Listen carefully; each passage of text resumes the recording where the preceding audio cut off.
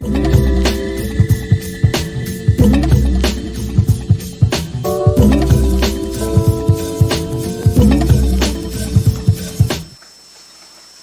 welcome to another of the OSHA Compliance Help Show. I am your host for this one, Sheldon Primus, and this is the show that is a continuation of the Safety Consultant Podcast. So actually I do the Safety Consultant Podcast and added this portion just to make sure that I keep you guys informed with what you need to do for OSHA compliance. This is a live compliance help show. So that means if you have any questions that you may need to get answered, go ahead and put that in the chat box. If you just want to say what's up, then that's good enough. I am good to see what's up for you as well, so I'm good with that. So again, if you have any OSHA compliance issues, I'm here to help you out with that one. And today we're actually going to do one topic which is related to the executive order that was just like hot off the press a few days ago. So that's one of the things I'm going to be going through. Good morning. Look at that. Old roommates in the house. Good morning. How you doing, bud? Yeah. For those of you that don't know that, me and Miles and it's just all of us. I can't remember the year that was when we were all in Cleveland, Tennessee, roomies. Yeah, that was like some way back. You know, is Marshall still on the road, by the way? I know he was like prepping a bus and ready to go, and so I don't know if if he was actually on the road or not. So, all right. Anyway, back to the show. There am I, reminiscing. I got my board back. Popping some champagne over here. So I finally got my board back, so I'm all happy. Got my good mic and everything. Yeah. Thank you, Rose. Thank you.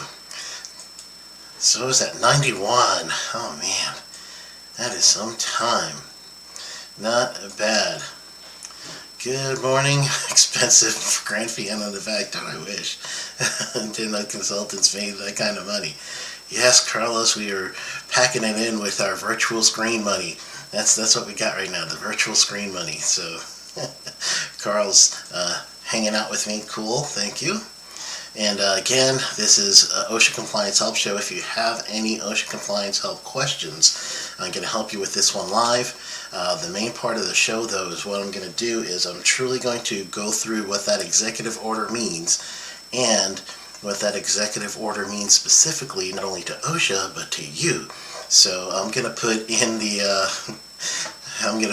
chat box the executive order where you guys could find it. So wherever you're watching me live right now, go ahead, check your chat, and I'm pretty sure it works that way, where it's two ways. You could chat at me, I could chat on you.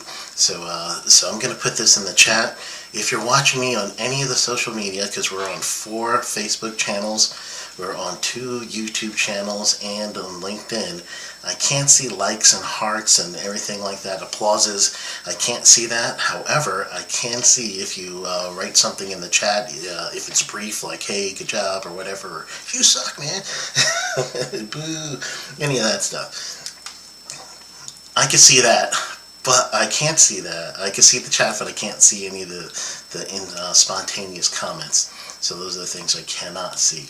So go ahead, and again, if you have any questions or comments or anything similar to that, get it in the chat. I'll break off and on just to keep checking with the chat, make sure I'm not missing any messages. But I'm going to share my screen with you right now to show you this executive order I just put in that chat box. And we'll talk about it. I have roughly about an hour. I'm doing my day 2 for a 10-hour general industry class with a group in Texas. I forgot where they are. I think they're close to Waco. So I gotta get online with them. So this one may be a shorter one, but I just want to make sure I give you this information as best as I can. So I'm going to share my screen. I'm going to show you guys the executive order that came out as in a couple of days ago. So this is what you're going to be looking at and that's the thing that I sent in the chat box. So you're going to see the executive order, and I actually have two screens. So one screen's over here where the camera's looking at, the other screen's over here where I'll be reading. So you're going to be seeing the side of my face as I'm reading this one on the second screen. I could move the camera, but that's going to take too much to work with the background and all that stuff. So let's read this order, just so that you guys could get a good idea. It's broken up into 4 distinct sections. The final section with general provision, truly it's just legalese, and it's just going through a whole bunch of different things related to making sure that the order doesn't violate anything else. Christopher says, if time permits, please discuss the COVID and OSHA reporting. Oh, excellent. Well, I'll do that because that's actually pertinent, and it's something that we have. So I'm going to leave this up so you guys can go ahead and look at the briefing. I'm going to answer Christopher's question while I got him right now. And that's usually generally what I do. I break in and answer questions. So I'm going to leave this policy section up right here so you guys could read that at the same time. How's that? A twofer. Christopher, the COVID-19 OSHA record keeping is this. You always have to make sure that you're going to follow the 1904 record keeping rules, and the record keeping rules for record keeping per COVID means that you have to go through the is the person sick? Yes, that's a checkbox. And you go to the next thing. Was this a work-related exposure, meaning that this person contacted disease by being in a place where they had a known exposure, and were the person there doing something in the interest of the employer, which is, work? So yes. And now what'll happen is it's not recordable yet. They're going to end up having to have either a day away from work, a restriction, a transfer, or a hospitalization. And in those cases, now we're going to escalate that to that becomes a recordable event. If any of those things happen, now once you get knowledge of that, then that means that you're going to have to put it in the records. So first you're going to prove that the exposure came from work-related. The easiest way to prove that would be, and some people don't want to prove this, but if there's multiple people in a working area, co-workers that are now coming down with COVID-19, then that's where you're going to see the connection between the two. Then after that, once the person gets even to the hospitalization stage, you won't know about that until the actual worker's family member calls you to say, hey, they can't make it to work because either they're still sick or whatever. That's your day away. So therefore, that's where you're going to get really caught up in there. And then once you do get that notice and you already, clicked away that 1904 blog, that's when you have to submit it. Carl says now that the order is going to be nearly impossible to enforce if there's less industrial hygienists, COSHOs than construction. OSHA is simply not equipped to determine point of exposure. And that's true. It's a tough one, and he's right on that one. It becomes tough. It gets easier when you have a cluster of people such as the Smithfield meat packing. You got a bunch of people all of a sudden that are sick from one facility to the next, then it becomes easier. So that is always the key, is where was this person actually exposed, especially knowing that we're not great on contact tracing right now in the country. And then secondly, the other thing that we really want to make sure of is was this exposure coming from anywhere else? So truly those are the two things that's going to be the determination. So hopefully you got that answer for you, Christopher. It's still tough, so that actually leads directly into this executive order. So as you guys have been reading, first it's like a little statement about the current state of the coronavirus with the workplace. So the federal government right now is going to be required to, and I'm going to read it over here as you're seeing me move my mouse.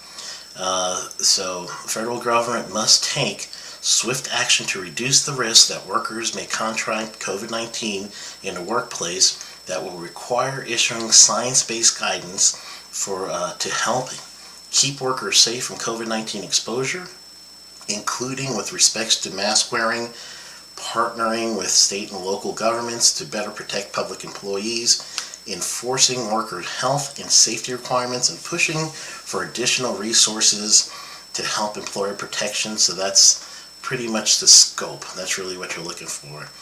So you're looking for the scope of that. I'm glad that you got that, Chris. All right, we're good for that one. Thank you, Carlos. Good point.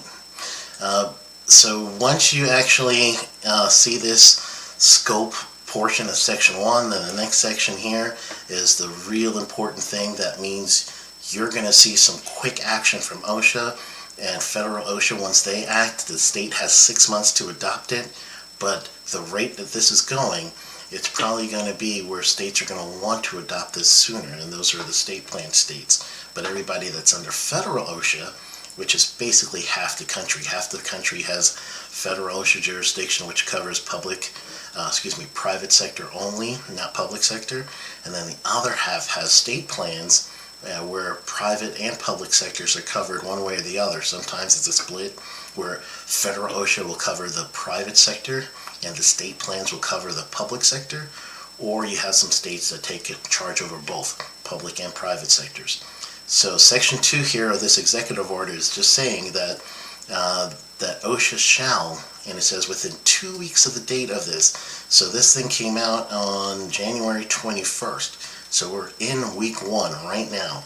So within 2 weeks of this thing, OSHA is going to end up having to go through department heads and everything, and they're going to have to seek guidance, or seek to see if there's a need for guidance for COVID-19. That's the first thing we have to do, is a evaluation of the situation. And now they're going to have to say on the B, after your evaluation, if you feel like, yes, we need to do something as an agency, then this executive order says get it done by March 15th.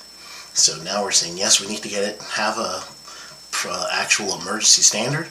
Then the executive order says, all right, after that determination, here's your deadline to get this thing done. So that means what they're going to probably do is adapt some of the state plans that already have programs, such as Virginia and California, Minnesota, I believe is just that one. They're probably going to look at those things, take some considerations, because federal OSHA is going to be slightly different, obviously. And then from there, that's probably what you're going to see adapted into this. So those are some of the things that you're going to be looking at. And then they're also supposed to review long-term and short-term changes to better protect the worker. So we're looking at immediate, future, slightly, and then long-term on what will happen for if there's another pandemic or other variations in the work group. So that's one of those. And then they definitely want to launch the program to protect workers from retaliation.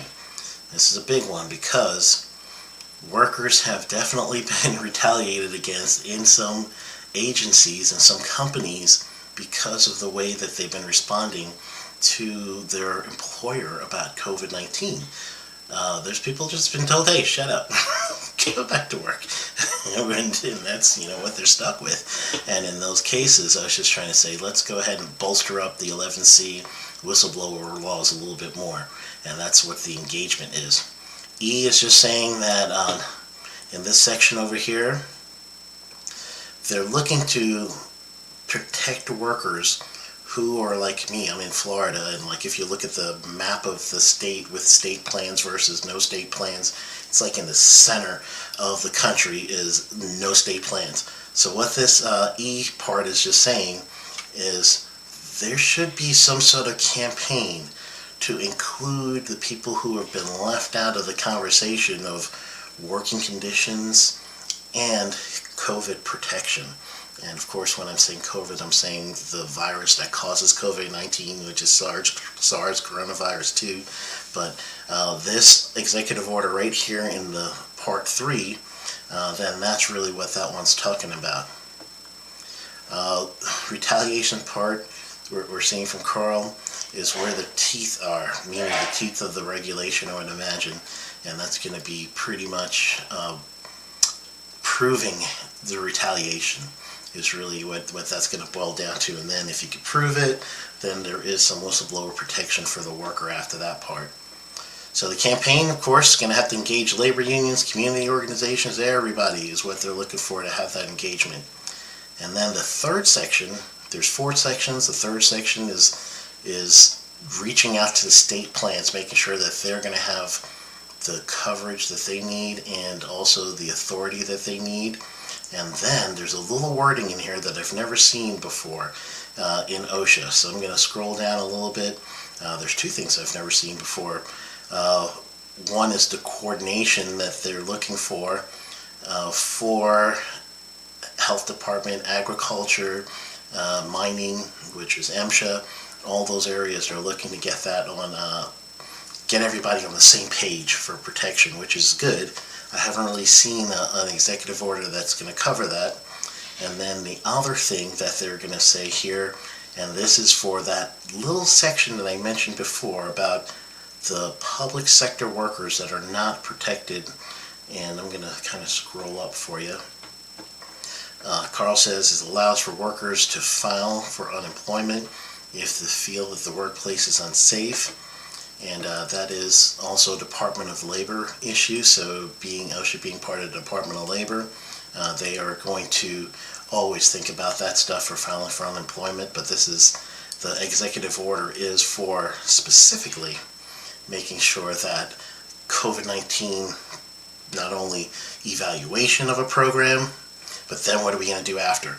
So this over here, this section that says in states that do not have such plans, meaning the state plans that cover the public sector worker, at this time, this executive order would not cover those public sector workers in cities and counties and parishes or something similar to that don't have a state OSHA plan. Federal OSHA has no jurisdiction, so now this is addressing them. In states that do not have such plans, consult with, and this is the directive from the President to OSHA, to consult with state and local government entities with responsibilities for public safety, public employee safety and health, and with public employee unions to bolster protection from COVID-19 for public sector workers. So I haven't seen this before. I don't know if this is, and I mentioned this in my podcast this week, so if you see the ticker scrolling on the bottom where you could listen to the Safety Consultant podcast every day on Safety FM, but if you want to get to the podcast weekly, then you can listen to that on any of your devices. You just have to go Safety Consultant with Sheldon Primus, and you'll be able to pick it up. I talked about it this episode a little bit more in detail than we're going to now.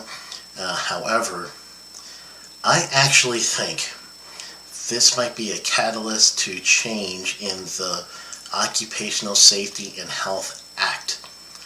Meaning, right now there's a glaring hole in the Act of 1971 that says, hey, maybe in 2021, where we are now, 50 years later, let's amend this thing to go ahead and include public sector workers. And I believe that's what we might be seeing a seed of right now. So that's why I think that's an important part right here that you're seeing in this that I mentioned. Actually, there's a 2 up here. So it's right here where you see section 2. You scroll down from section 2, is going to be E. Hold on, that's not E. I skipped this spot. It's actually section 3, and it's 3II. AII is where this one is. So that might be the catalyst, the spark, if you will, to change the actual OSHA plan. And I don't know, maybe it's just me. Anyone else we got a bunch of you guys in the room listening right now live. Is it possible, do you think, that the actual OSHA Act or do you think the OSHA Act should be amended to include public sector workers throughout the 50 states, as opposed to just putting it in the state plans ball? So that means the state plans can still have a plan that covers public and private that could be more stringent than OSHA. However, an amendment to the act would mean that automatically the public sector workers will be covered 50 states and territories through 1910, 1926, and the three maritime books and the agriculture books, 1928. So that would incorporate them automatically, and then the states, if they choose to have their own plan, can be more specific or stringent on certain items. And that's really why states choose to do their own state plan, because they're thinking, hey, we got more oil and gas in this region. We actually need to regulate this a little bit more, so let's create our own state plan because of this. So that's what I'm saying there. So if you guys want to chime in the chat box, go ahead. I'm good with that. If there's any other questions, especially now that record keeping OSHA right now is taking electronic records in their injury tracking application starting already until March 15th, I believe. Maybe I'm crossing dates, but in March, you're losing the ability to enter your electronic records at that point. And truly, you want to make sure you don't miss that deadline, because then that could give you a citation, and the citations went up. I talked about that on the podcast as well. So you would definitely need to be very mindful of all those things that are happening right now with OSHA. OSHA is coming through a change. It's going to be more regulations. You need to know how they can find you, and then you also need to, and this is not a scare tactic by any means, it's just as health officer, you're the person that's going to be responsible for figuring this stuff out anyway, so might as well do it, right? So just get your NAICS number, North American Industrial Classification System Code, NAICS. Look that up on the OSHA.gov website like I showed you before in previous live streams, and then look and see where you are in regulation. Then the other thing to look up is regional local emphasis programs and national emphasis programs. If you do activities or equipment, or even are exposed to certain substances, that means that are on this list, that means that you're going to be higher likelihood of having an OSHA intervention because of the regional local emphasis programs or the national emphasis program. However, COVID-19, all it takes is a complaint, and there's been a bunch of these complaints. I don't know if you guys have actually seen the complaint section yet, but there's quite a bit. So here, let me go ahead and show it to you, because I don't know if you guys have been aware of this, and this kind of goes hand in hand with why OSHA right now is being asked to do this thing.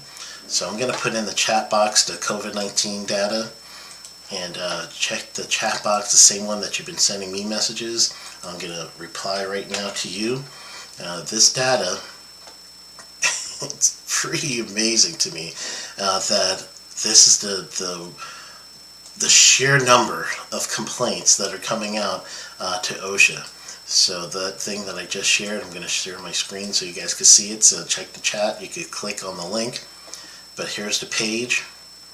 This is whistle complaints, just 100% COVID-19. So that means even if you don't think you're going to be inspected by OSHA, are all of your workers there happy with the way that you're handling COVID-19?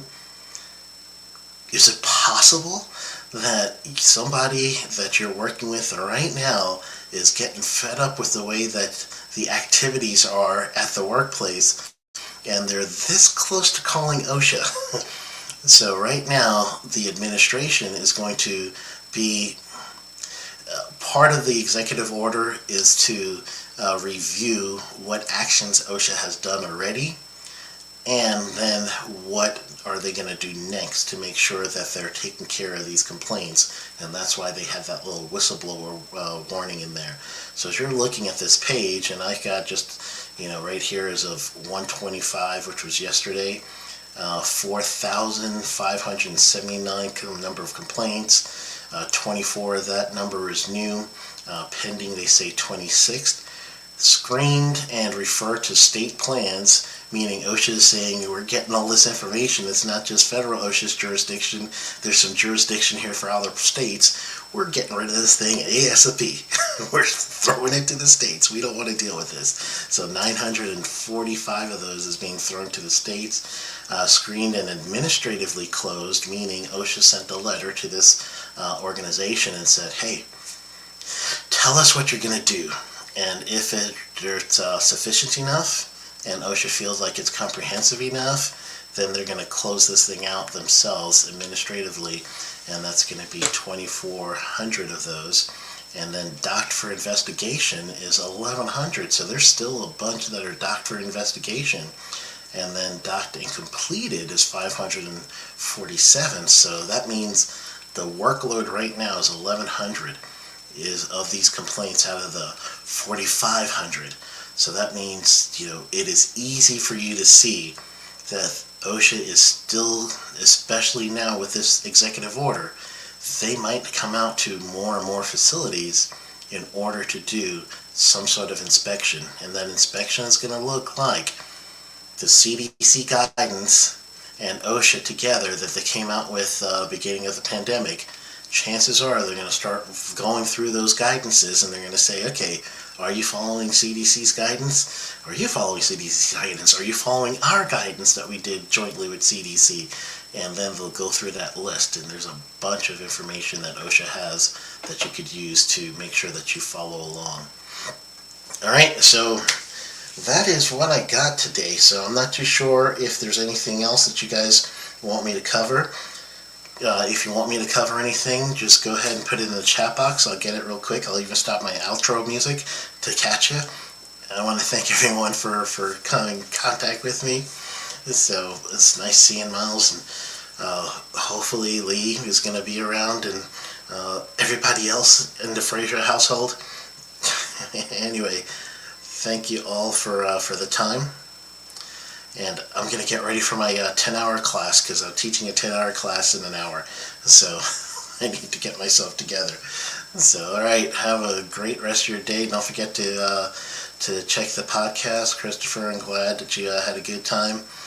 And hopefully I'll be able to help you guys out again. I do this every Tuesday and Thursday. This week it will be at the time allotted. Next week I'm actually going to have to do it at a different time, and I'll let you guys know those times. So that means I'll see you at the podcast. Oh, if you're going to be a safety consultant, check out Safety Consultant TV, or .tv, safetyconsultant.tv, and take a look at that. Let me know what you think, because truly I've created something new, and I'm not going to tell you yet until you check it out, and then you just get a hold of me. Alright, go get 'em.